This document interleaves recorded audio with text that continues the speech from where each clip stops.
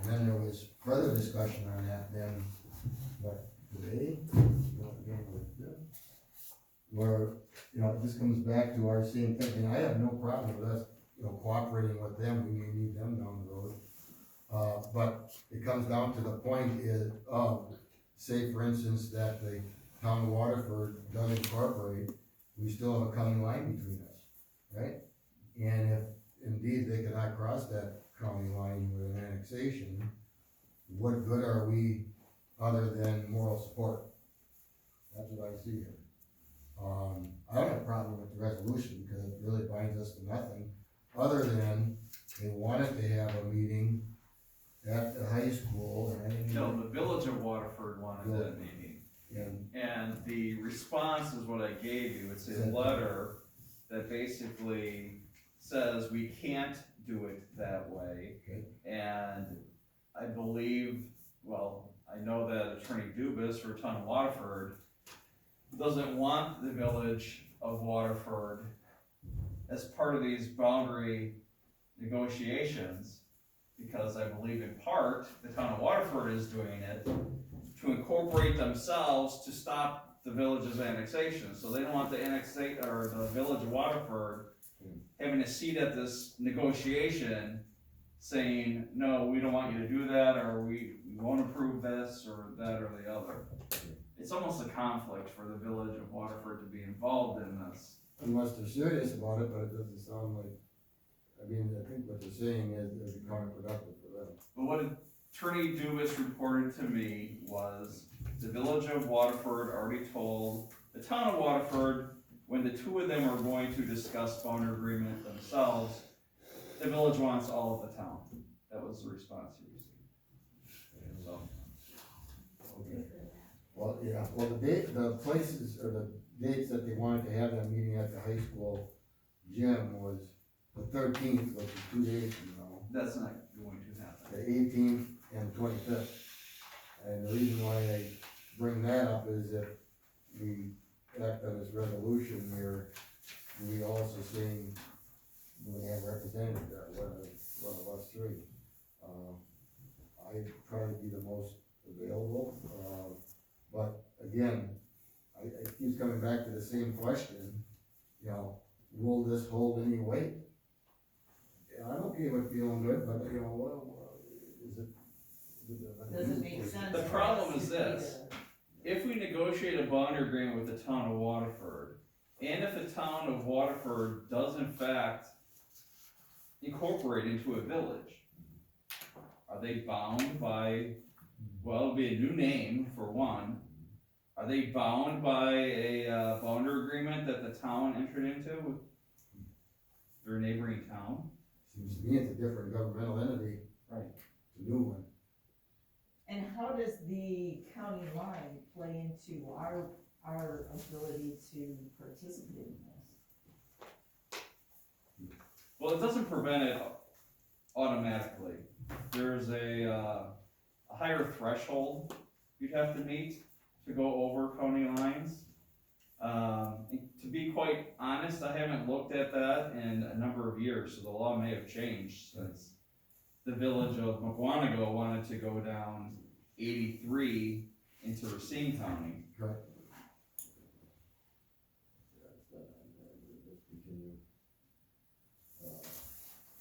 All right, well, the resolution itself,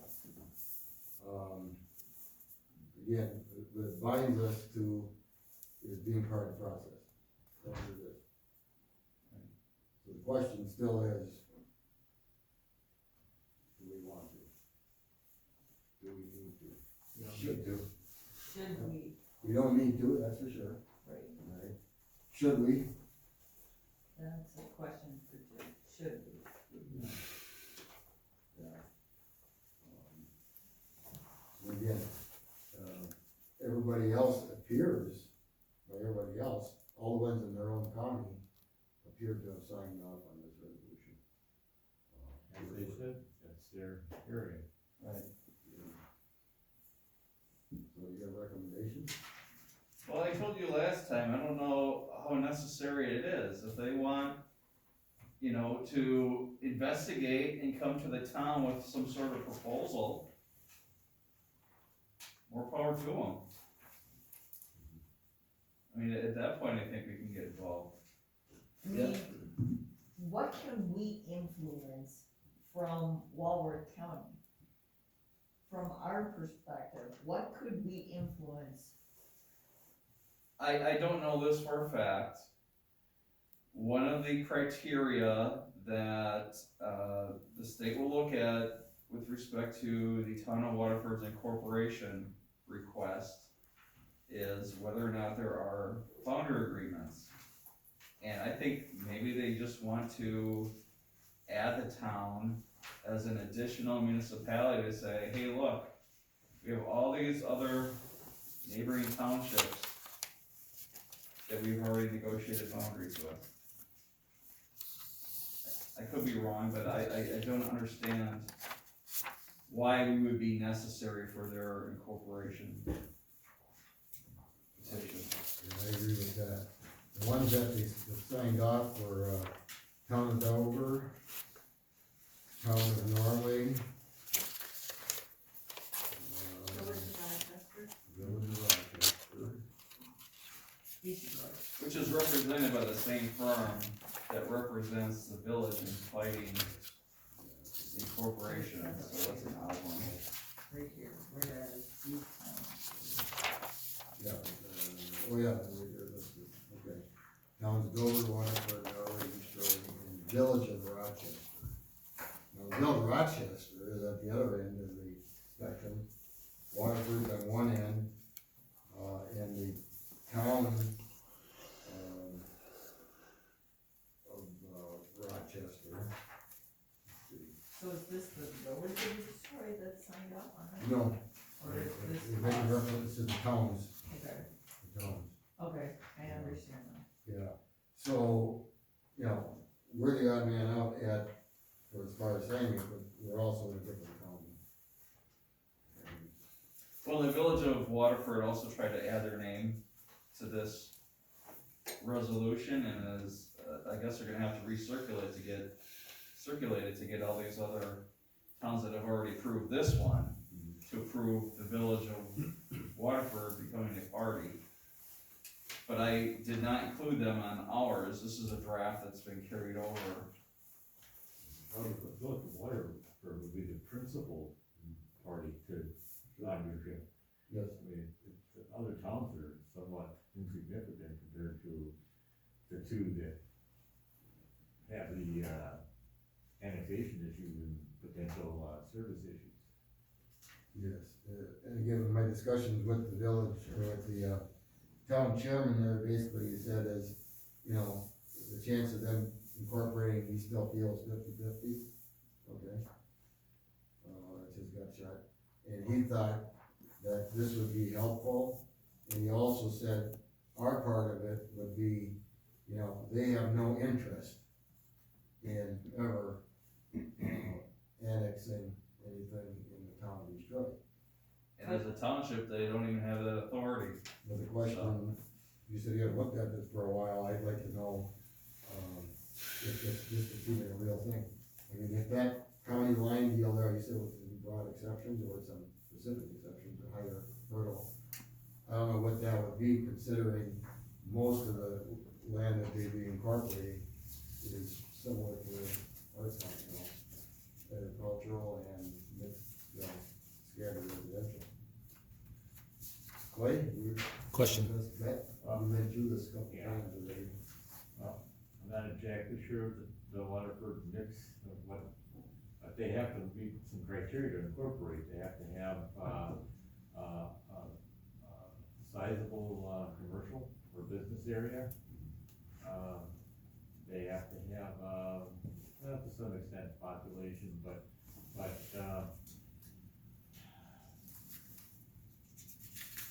guess, just off the top of my head, I would say, the incorporation hurdle is a long shot. Yeah, because most of the incorporated areas are either the village of Rochester or the village of Waterford. What's left is, The only thing that could happen is that the village of, Waterford would soak up the town of Waterford, and then they'd be at, East Troy's doorstep, if they could break the county barrier. But any agreement we had with town of Waterford would have no standing in that annexation. Yeah, I think to some extent then we'd just be spinning our wheels here. I would say though, what I would wanna do, so in case this thing comes back at us again, put on next month's agenda, and authorize Jim at least look at the law as far as annexation, or whether or not the village of Waterford, or Rochester, I should say, not Whittier, If the town of Waterford County. incorporates, yes, can they go over county lines? right, that's what we, okay. Question. And the language didn't change in that, so I'll just keep this Good question, one. All right. Joe? Yes. Yes. Do we know Yeah. what the population of the town of Waterford is currently?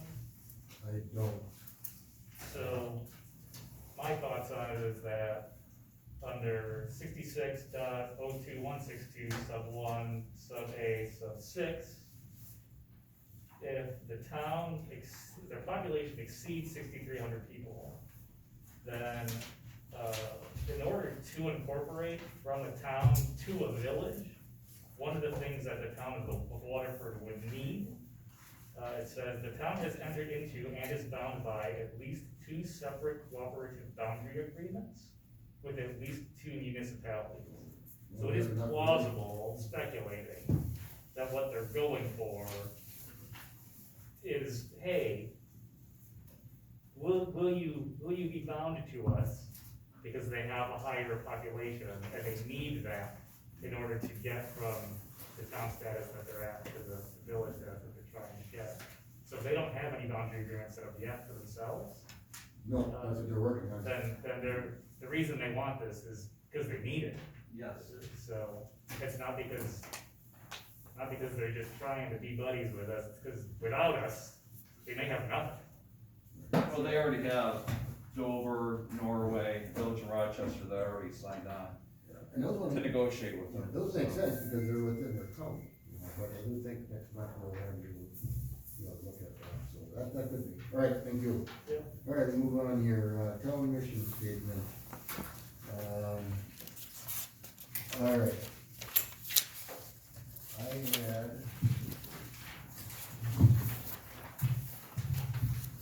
I put some on the back table too. So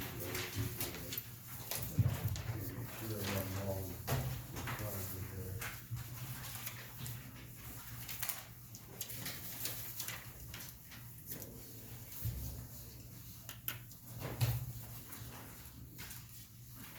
And again, we're just starting on this, this is not gonna be something that's gonna have to be acted on tonight, but I'm gonna read a couple of these, and we'll have them in the record. I got the floor, so I'll read mine first. All right, mine is the one I put on town of East Troy letterhead. I handed it all to all you guys here. Mission statement: to provide the residents with outstanding services in the most fiscally responsible manner, preserve the town's greatest assets, and ensure its long-term viability as a great place to live. Vision: a vibrant town of East Troy that provides the best of lake and country style living by protecting prime agricultural lands and our natural resource treasures. A town that maintains a mutually respectful relationship with our surrounding neighbors to ensure a thriving, healthy quality of life for present and future generations. That was mine. Barb did a, mission statement, right? Mission statement, that's, Barb's name on top of that one. The town of East Troy is a bedroom community where agriculture meets recreation. The town board is committed to preserving agricultural lands, controlling growth, protecting the environment, and making decisions that support these goals and positively serve the people who call this community home. Basically saying the same thing. I thought so. And then we got one here, from Mr. Kessel. And thank you for, putting that together. I know you write a lot, so I'll read. Good. Pete's the one that says, Google Docs on the top. Mission statement: The town of East Troy elected are here to serve with utmost integrity as to preserve and protect the community so all feel safe and secure, to enjoy the rural landscape and its natural wonder and beauty while concurrently maintaining support for small businesses, agriculture, and recreation. Vision, as we move forward, we seek an amicable and respectful relationship with neighboring governments, allowing autonomous growth as each sees fit, to pursue a quality of life that enhances and protects the environment while promoting the physical and intellectual growth of each of its citizens. Did you do one? I did, but, running around I did today, up at home, so I will, email, you put your email after the offer next time around. And I think, you know, this was brought up, when you brought it up, is that we don't have one. Chief, you got one, right? I mean, you got one for your department. And I didn't check a whole bunch of communities, but most of the larger ones, and certainly all the cities, you know, county, they have one. And I guess what it's saying is, you know, this would be one that, you know, eventually, I suppose it could be on our letterhead, it would certainly be on our website, it would certainly be on anything that we would hand out as a document that came from us. It would basically, like, in a couple sentences, say, you know, mission, what are we supposed to be doing, huh? And the vision is, close your eyes, what do you imagine is, you know, the best possible outcome for the town of Detroit? Those things both occur. When I taught this, the fundamental questions that a mission statement is supposed to answer is, what does the business do? How does it do it? And why does it do it? So, And vision is, what do we aspire to be? exactly, what is the tangible site of I will say one thing, all three of these, pretty dang close? pretty close, there's different words, you know, in there, but, you know, you hear some of the same things about the natural, you know, beauty of this place, you know, Protecting, preserving, you know, serving the people. good place that you wanna be, call it home, good place to live, it's all the same, you know. Well, what I'll do is, I'll scan these three, so you have to go searching for it. After I get yours, you send it to me, and then I'll get it to you, and I'll just send it to everybody, so they have a copy of it, but, I think we're on the right track here, I think, yeah, it makes sense. Next month, Yes, please. next month. Yes. Okay.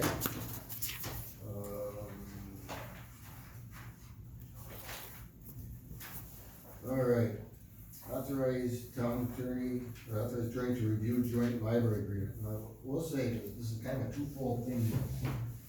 We have a meeting with the full boards of the village and the town of Troy on the 21st. We're gonna have that Zoom meeting, okay? That's a So- Zoom on the 21st, 7 PM. All we really need, at least in my discussions with the Troy guys, is, do we agree in principle about, you know, a joint library agreement? The details, that's what's gonna occur as we go on through this. What helps is at least the agreement that's been put together so far. The plan was that three attorneys work together on this. Can you say that's a fair assessment of what happened, or this is pretty much what you put together and you haven't really did much to it yet or looked at it? No, Eric Larson did the whole thing, and I presented you with a letter that he sent today. That kinda gives a summary, I don't agree with all of it. Yeah, it's quite a- I think we can probably agree to the resolution that says that, we're working together and we'll continue to work together to try to come up with something. But beyond that, we can't agree to anything at this point. Well, not until we know whether or not we have the right to actually form a library, right? Well, yeah, Walworth County has to decrease its levy. We need approval from the Department of Public Institution Division of Libraries. That hasn't been done yet. We haven't got a flat-out answer from the Department of revenue on the levy issue, and, you know, he's making assumptions in here that, I don't know what he bases those assumptions on. Alright, well, we're gonna, as we said on here, we're gonna authorize you to dig into this. And I do think, if nothing else, on that meeting on the 21st, and we have a couple other agenda items, but this is one that is kind of becoming a holdup issue here eventually on the Heritage Project, okay? Which, by the way, they authorized their architect today, the library, board did, or Heritage, a feasibility study to see how this would look. You know, the Heritage Complex and the library complex together. They don't have an answer yet. They know it's probably likely, but until they figure out, you know, the 20,000 square foot on one floor with no steps, how that's related to a, you know, a assisted living environment. I also saw that, the county, I believe in June, has to decide whether they're gonna re-up with the Lakeside or Lakeshore Library Service. Well, That may have some interplay with this as well. yeah, I mean, by law, a library has to belong to one of those, they do, okay? Our only concern is, not only concern, one of our reasons is that, you know, the way it's set up now with our town of East Troy money and town of Troy money going to the county, and then you know, half of it coming back to the library that it's serving, that's the part we wanna get fixed, okay? And the only way to do that is for us to get out of that deal where we pay it to the county, okay? That should happen regardless of whether or not we end up with a new library or not. Matter of fact, they're two separate issues. Do we wanna, you know, create a true Troy library, you know, which would be in all our best interest. So I think, authorize Jim to look at the agreement is one thing, seeing how we progressed on this at our meeting on the 21st, you know, call in to see where we're at, and then give you time to do this. You're right, this just came today. And there's more information here, in addition to the whole pile we have already, on hand, so. Well, it says, for starters, Warren County needs to decrease its levy. He thinks that's reasonable, and then he thinks that they should do so. But there's no guarantee they're going to. I was just gonna say, that doesn't mean that it will happen. I mean, on the record with the librarians meeting with, you know, the county, and then all of the, head librarians meetings, you know, with Lakeshore, you know, authorities, so to speak, they all agreed that the existing formula of how the money is getting out is totally wrong, antiquated, and useless. That is, And they're gonna restudy it, they're gonna re-evaluate it, and that in itself would likely give this local library a better shake at the money drop, because right now it's not equitable. Big libraries are getting big increases, and the smallest of the small are getting nothing. Matter of fact, some of them haven't got anything in years. East Troy, Lions Library is kind of in between. They've been getting money, but it hasn't really increased 5 years or so. So, I think we should go ahead and authorize Jim to start that review, because that is gonna be one thing that will be coming up at the follow-up, Troy meeting with the full boards, and that's the agreement, so. Yeah, well, I move that we authorize, Attorney Mills to,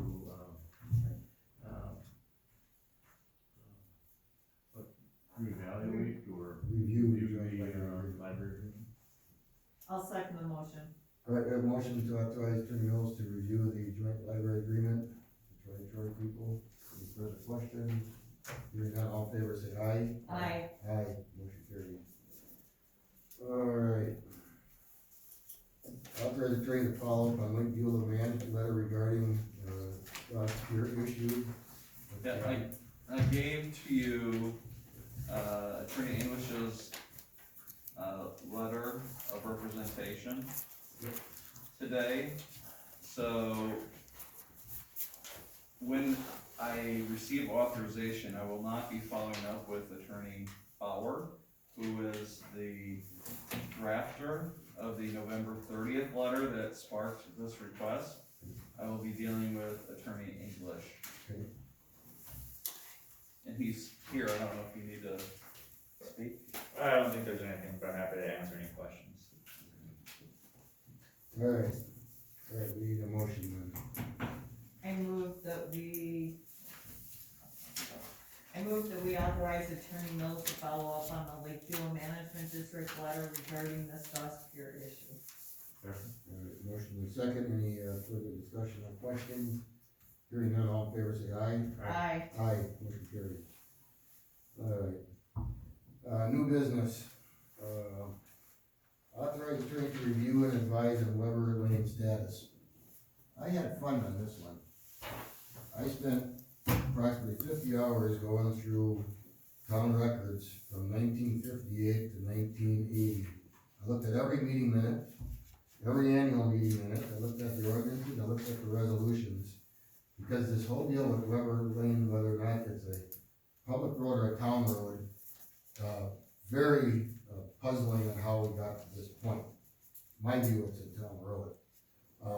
Basically, the road was created in 1961. But in 1968, on December 9th, there was a petition, signed by the 5 users that were currently on that road. Anton Weber was the original farm property there, and Rita Neffler was also one of the few people that, actually she's the lone person that signed this request. But at that time, in 1968, the petition was presented to the town board, and the town board approved it. Okay, we say, well, geez, that's all, here and done and gone. But there was issues with it. The petition, wasn't dated. The signers talked about deeding their interest to the town. That didn't happen. The town policy at the time was require new roads that the town accepted to comply with town road standards, and it's under 16 feet now. We could argue it to be 16, but it really should be 18. And it wasn't even paved then, it was gravel, okay? And there was no turnaround. It was a dead end road, and, all the other subdivisions that occurred that didn't end up getting the roads deeded by the subdivision, the owners petitioned the town board to take them over, the exact words, take over, and all of them had a requirement that it met town road standards, okay? And then they did it, okay? Well, in this case, there apparently has been arguing about it between 1968 and 1993, because in the meantime, the town started plowing that road in 1968, snow plowing. People are never charged. In 1974, the town put the first layer of asphalt on it. At that time, they called it prime and seal, okay? And they did that in 1974, so now they're spending public money on it. That's another reason to say, that it's public. But the original petition, when you look at it, that's really a common law dedication, in my view, because there was a intent to dedicate, and then the town board accepted it. But they never did a resolution until December of 1993. And at that time, there was a resolution, actually it was in January 94, there was one resolution in December of 93 they never acted on, but then a month later, they had a resolution 94-1, a resolution accepting and ratifying Weber Lane as a public road. Jim Burton signed it.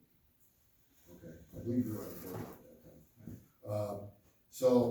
At that time, it went on the official highway mileage map and all that. It's not on our official map, and the reason it's not on our official map, all the deeds and surveys of everybody on that property all make reference to a private road or an easement in common with others, okay? No mention of a public road. So I got a complete chronology here, and you should have got about 10 other documents attached. I did get your email. So I think there's everything there in order for you to do it. I just wanna make sure that where we're at, is correct. Wyandotte County mapping only have the first 3 properties that border in 1990, there was a certified survey map done